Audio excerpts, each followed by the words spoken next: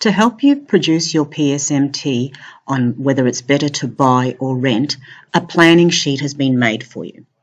So for this, you can include the information that you were given for your parameters, which is your deposit, the interest rate you were given, and the length of your loan. And on the next page, you'll see a place for the rent. So first of all, you're going to use your deposit to calculate your house value. Remember, your deposit is 10% of your house value. And then from there, you can calculate the amount that you need to borrow to purchase this house. So think about what you need to do with regards to that, and also make sure that you consider any other expenses required, such as legal fees or mortgage insurance or anything that you can think of, or research that you also need to include. Don't forget that any assumptions and considerations will be part of the parameters we are looking when marking your work. List any assumptions that you make. You will be including these in your report. So you have your deposit, your interest rate, and your length of loan. And from that information, you can then find out how much your weekly or fortnightly or monthly loan repayments be. There's 2 links here that you can use to help you calculate that information. The next part that you'll need to find is you need to actually figure out how much your house is going to be worth at the end of your loan. Because remember, house prices don't stay the same from year to year. They steadily increase, they might occasionally go down. So what you will need to do is we want you to find the average growth rate for your suburb where you're imagining that this house is being purchased, and use that to predict the price of your house or the value of your house at the end of your loan term. There's a couple of ways you can go about that, and it depends on what information you can find.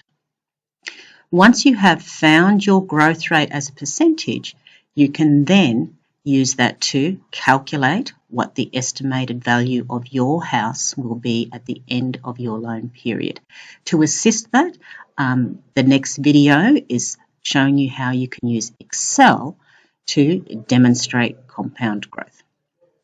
At the end of it, you can list any assumptions that you've made, any strengths or limitations to your model. You can also figure out the total amount you have paid in repayments. Okay. You can think of other extension questions that you might want to add on to that. So once you have done that, you have completed the majority of your calculations for the first part of your report, and you can then start writing that section up, or you can calculate the next part of your report. The next part is looking at how much you can rent and save. So you are given a rent amount, and then you can use that plus your mortgage repayments to figure out how much you are able to invest each week or each fortnight or each month. You need to find an investment rate. So you might be in a bank savings, you might find a managed investment fund, or you might invest in shares.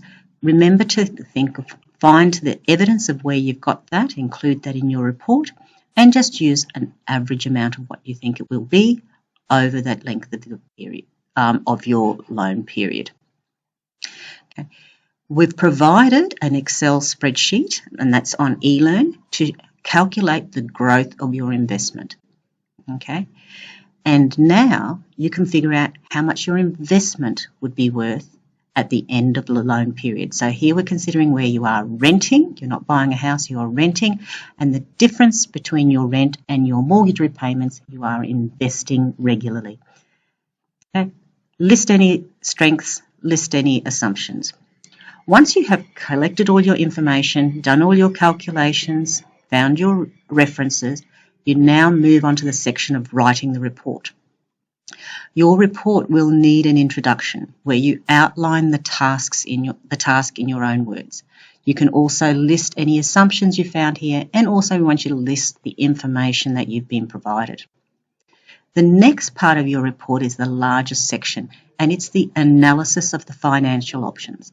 So you're going to show the calculations and explain the financial analysis of buying a house, how much it has cost you, and also what the value of the house will be. Include any graphs in this as well as your calculations. You will then do the same thing for renting and investing. Please make sure that you include any strengths and limitations of each option and show and explain any calculations, include any graphs to support your findings. At the end of it, you're going to do a conclusion, and this is where you summarise and compare the findings of buying a house or renting and investing, and you make a recommendation for SAM and comment on the reasonableness of your solutions. Okay, how well you comment on that will also be taken into consideration when your report is graded. Thank you.